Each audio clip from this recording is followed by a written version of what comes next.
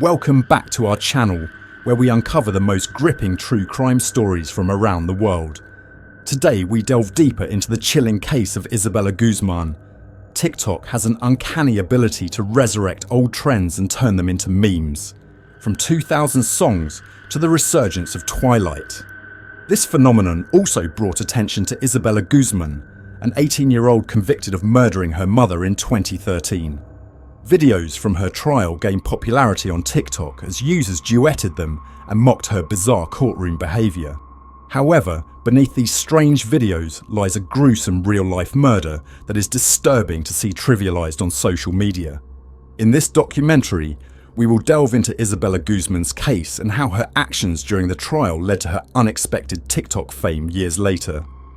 Isabella grew up in Aurora, Colorado with her mother and stepfather. Despite her parents' divorce, they remained amicable, even co-owning a photography studio.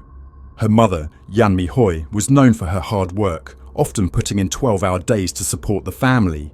Yet, Isabella never seemed to appreciate her mother's efforts or the sacrifices made for her. Those familiar with the family knew Isabella had always been somewhat troubled and mischievous. She disliked school, and although her grades were average, they were not impressive. Just a few weeks before her final exams, she dropped out at 18, much to her parents' disappointment, wasting years of effort. Isabella's behaviour worsened after her mother remarried Ryan Hoy. She resented her mother for replacing her father and behaved so poorly that she was sent to live with her father, Robert Guzman. Although she eventually moved back in with her mother and Ryan, their relationship remained strained. In the weeks leading up to the murder, Isabella's disrespect towards her mother intensified until one day, during a heated argument, she yelled at and spat in her mother's face. Ryan informed the police that his wife was terrified of Isabella after this fight. The situation worsened the following day when Yun Mi showed him an email from Isabella sent during the night, which read, "You will pay." Concerned by Isabella's escalating violence, they decided to call the police. The officers visited the family, speaking to both Isabella and her mother. They warned Isabella that now she was 18, her mother and stepfather could legally evict her, which should motivate her to change her behaviour. Isabella had little to say to the police and retreated to her room for the night. You might think this girl sounds like a nightmare to live with, and I agree, dealing with Isabella and her behaviour must have been exhausting. However, according to Isabella, there was more to the story. Yun Mi and Ryan were both Jehovah's Witnesses, a strict branch of Christianity that does not celebrate holidays, including Christmas and birthdays. Isabella claims she was abused by her parents as a child, which she says is the reason for her disrespectful behaviour. She also asserts that the abuse worsened after she decided at 14 years old that she no longer wanted to be a Jehovah's Witness. While it's confirmed that Yun Mi and Ryan were Jehovah's Witnesses, it's unclear whether they actually abused Isabella. After the police left, Yun Mi decided to go to work for the rest of the day to create some distance from Isabella.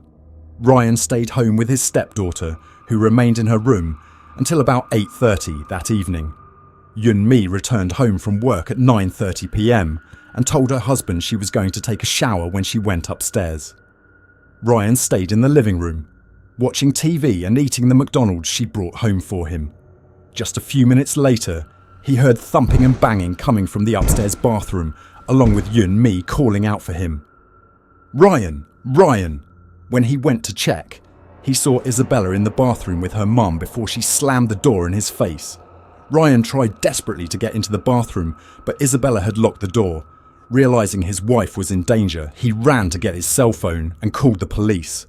Returning upstairs, he saw a pool of blood seeping from under the bathroom door.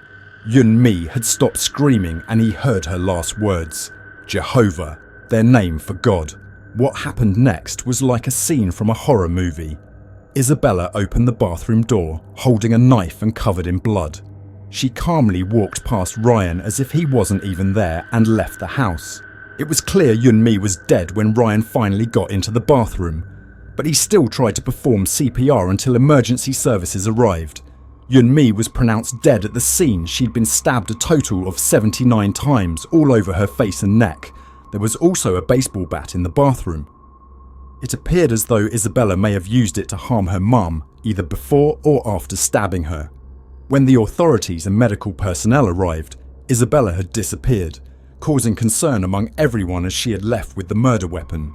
Efforts to locate her via her cell phone were unsuccessful due to it being turned off. Fortunately, Isabella was discovered in a parking garage the following day after someone reported seeing her there. Subsequently, she was arrested and charged with first-degree murder. Being 18, she faced trial as an adult, potentially facing the death penalty.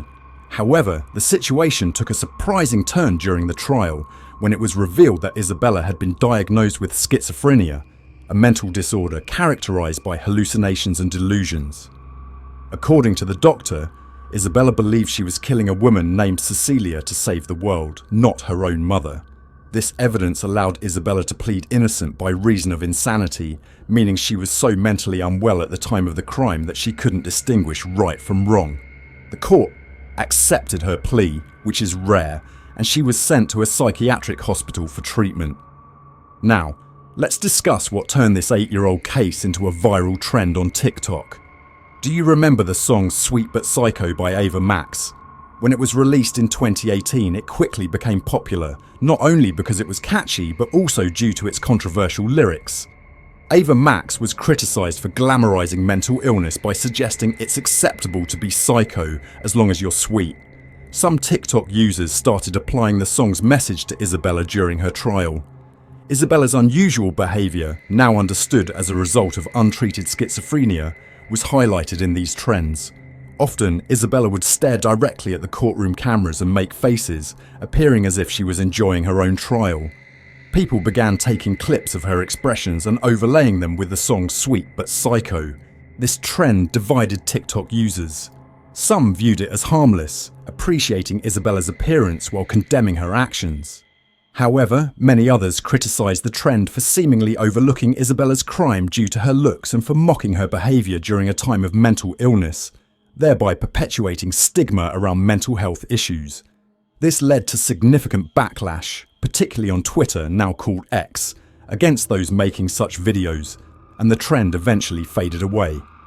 Honestly, it's good that this trend didn't last long, because many of the videos people made were really inappropriate. It's not okay to excuse someone's actions just because they are attractive or charming. Conversely, making fun of someone experiencing a mental health crisis is extremely insensitive. We should discourage creating content that harms people with mental illnesses. After being sent to a psychiatric hospital, there wasn't much news about Isabella until November 2020. In an interview conducted months after her hospitalization, Isabella expressed that she feels ready to rejoin society. She claims that after years of treatment and medication, she is no longer mentally ill. When asked about the day she took her mother's life, Isabella said, "That wasn't me." Now that she feels mentally stable, she believes she is no longer a danger to herself or others.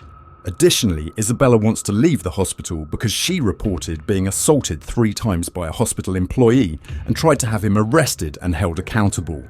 There has been no update on whether the employee was prosecuted or if Isabella will be released soon. This case is certainly a heavy one, but discussing these issues, especially when social media is involved, is important. Did you see any of the TikTok videos about Isabella? What did you think of them? Share your thoughts and discussions in the comments below. Additionally, the Q Crime Story channel offers numerous other captivating cases for you to explore. Don't forget to like, subscribe, and turn on notifications to stay updated with Q Crime Story videos every day. Farewell for now, and we eagerly anticipate your presence in our future videos.